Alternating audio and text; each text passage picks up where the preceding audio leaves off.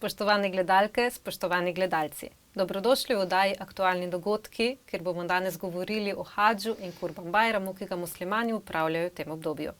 Današnji gost je Sejad Kariši, ki imamo v Kranju. Lepo pozdravljeni. Pozdravljeni, hvala na priložnosti.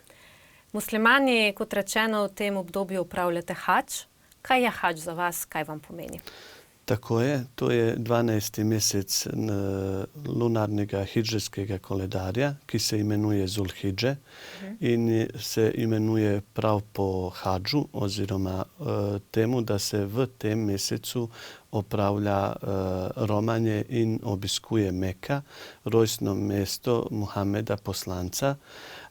In je to čas, ko muslimani iz celega sveta romajo v Meko. Opravljanje hadža je za muslimane eden zelo pomemben dogodek. Hadž je 5. steber islama. Ko govorimo o islamu, lahko rečemo, da sta 3 različna nivoja. So nivo verovanja, kar se imenujejo imanski šarti in je 6. stebrov verovanja. Potem pa pridajo obredi in je 5 obredov, ki vsak musliman shodno možnosti opravlja. In 5. steber oziroma 5. obred, ki ga muslimani opravljajo, je hadž kot kruna vseh obredov, ki jih muslimani opravljajo. In 3. nivo je nivo morale in etike, katero je Božji poslanec opisal na način, da je povedal, da verujemo v Boga, kot da ga vidimo, čeprav ga mi ne vidimo, on nas vidi.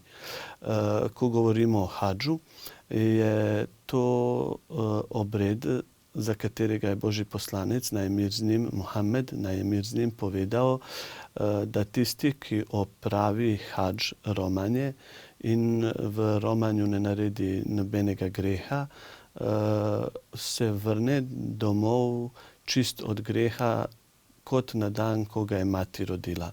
In zato je za muslimane, vernike, to zelo pomemben dogodek v življenju, ko pač pridejo v Meko, se srečujejo z prvi Božji hram, ki je zgrajen za ljudje, to je Kaba v Meki, in ko prosijo Boga za njegovo milost. In to je vsaki vernik ga doživi na en poseben način in hrani spomine za celo življenje. Dolžnost je in obveza pač vsakega polnoletnega muslimana, ki ima fizične in finančne možnosti, da enkrat v življenju opravi hadž. Seveda, tam se muslimani srečajo tudi z drugimi muslimani iz celega sveta. To je na nek način prostor, kjer pač začutimo spoštovanje do drugega, drugačnega, se spoznamo z drugimi ljudmi oziroma navadami, drugimi kulturami, ampak v istem času so pač vsi enaki pred Bogom. Tudi oblačila, ki jih romari imajo v tej priložnosti, ki se imenujejo ihrami in so bele barve, to so 2 rjuhe bele barve za moške, pač kažejo na enakost ljudi pred Bogom. Najboljši je pa tisti, ki se največ boji Boga. Zdaj, romanja se udeležujejo tudi ženske, prav tako pa romate tudi Slovenije v Meko, ravno v tem obdobju. Islamska skupnost organizira hadž. Bi nam lahko kaj povedali, kaj je več o tem? Seveda, Islamska skupnost v Republiki Sloveniji vsako leto pripravi vse, kar je potrebno, logistično, kako bi se organiziralo romanje v Meko. V tem letu 40 naših vernikov potuje v Meko in bojo v soboto 8. in 9. že na poti proti Meki. Islamska skupnost poskusi, da vsako leto pripravi vse, kar je potrebno, da bi verniki lahko opravili to dolžnost. In je za nas kot skupnost to zelo pomembno, seveda predvsem za vernike, ki pač želijo opraviti 5. steber islama. Hadž se zaključi s praznovanjem Kurban Bajrama, zelo pomembnega praznika za muslimane. Gre za praznik žrtvovanja. Kaj pravzaprav človek žrtvuje, kako to poteka v islamski tradiciji in naposled, kako muslimani v Sloveniji upravljate to prakso.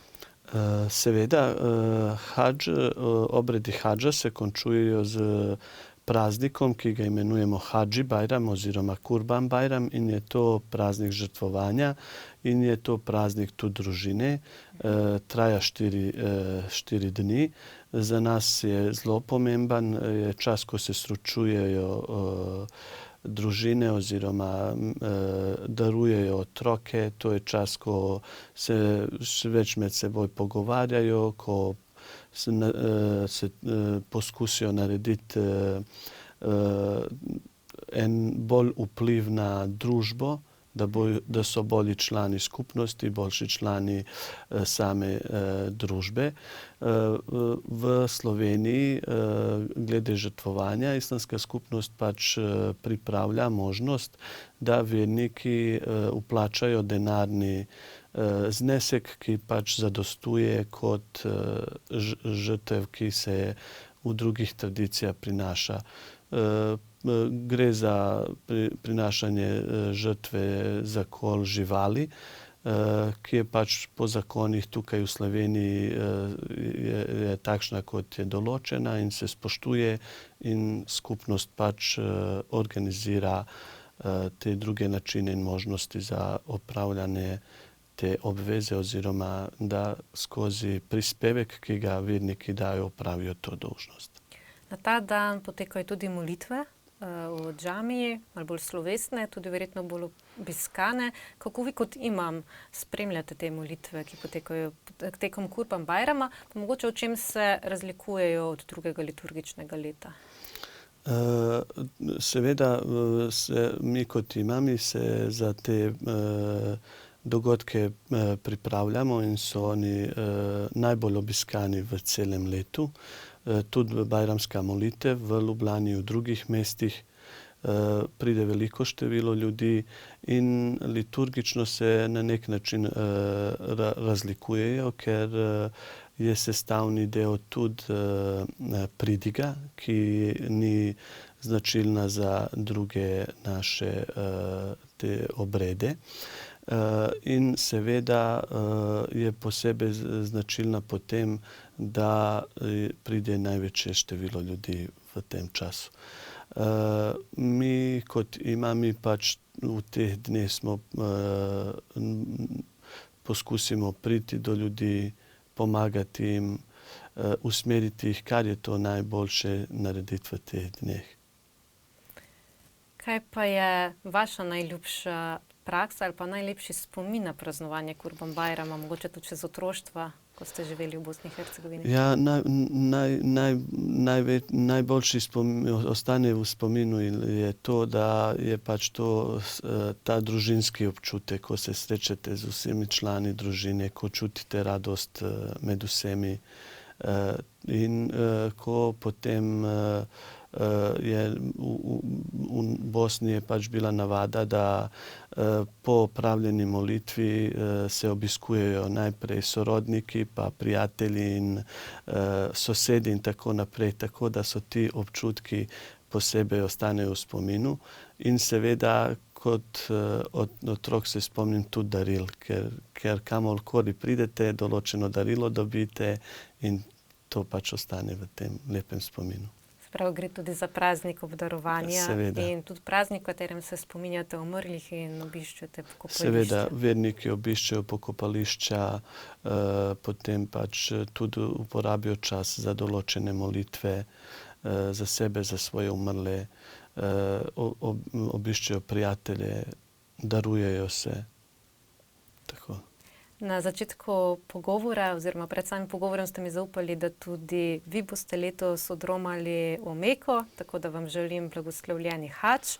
Hvala. In vse dobro vam, dragi gledalci in gledalke, pa želim, da nas še naprej spremljate in se informirate o dogodkih ter pogledate tudi na spletno stran Islamske skupnosti v Republiki Sloveniji in Muslimanskega kulturnega centra, kjer bo v tem obdobju več informacij o samem Kurban Bajramu in hadžu. Lep pozdrav!